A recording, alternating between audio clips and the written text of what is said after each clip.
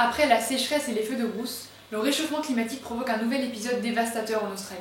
Cette fois-ci, c'est la grande barrière de corail qui est impactée. En effet, une vaste étude menée par des chercheurs australiens au mois de mars révèle que la grande barrière de corail a vécu son pire épisode de blanchissement corallien au lendemain de l'été austral. Il s'agit du troisième en seulement 5 ans. Le blanchissement des coraux est un phénomène de dépérissement qui se traduit par une décoloration de l'animal et du récif. Il est dû à l'acidification et à la hausse de la température de l'eau qui entraîne l'expulsion des algues symbiotiques qui donnent au corail sa couleur et ses nutriments. Elles sont expulsées car elles sécrètent trop de nutriments et libèrent des radicaux libres qui endommagent les cellules des polypes, les animaux qui constituent le corail. Le blanchissement ne signifie pas nécessairement la mort des coraux et il affecte certaines espèces plus que d'autres. Mais ce stress thermique les affaiblit et les empêche de se nourrir. Ainsi, les récifs modérément touchés ont des chances de se rétablir si l'eau refroidit. Mais les récifs peuvent aussi mourir si le phénomène persiste.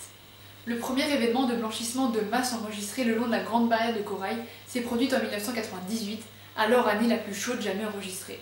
Depuis, 4 épisodes se sont enchaînés, en 2002, en 2016, en 2017 et à présent en 2020.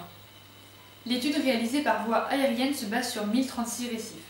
Il en résulte que 25,1% des récifs ont été gravement touchés, c'est-à-dire que sur chaque récif, plus de 60% des coraux ont été blanchis. Pour la première fois, le sud de la barrière est également touché alors qu'il avait été jusqu'ici épargné.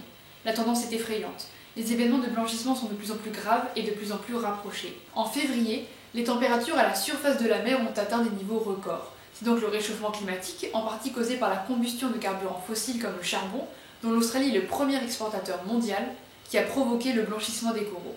D'autres facteurs menacent le récif, tels que la pollution des eaux, le développement côtier, ou encore l'encatastère pourpre, une étoile de mer dévoreuse de coraux qui a proliféré en raison de la pollution et des ruissellements agricoles. Située dans l'océan Pacifique, la Grande Barrière de Corail australienne est la plus grande bioconstruction de la planète. Longue de 2600 km, elle abrite plus de 200 espèces coralliennes.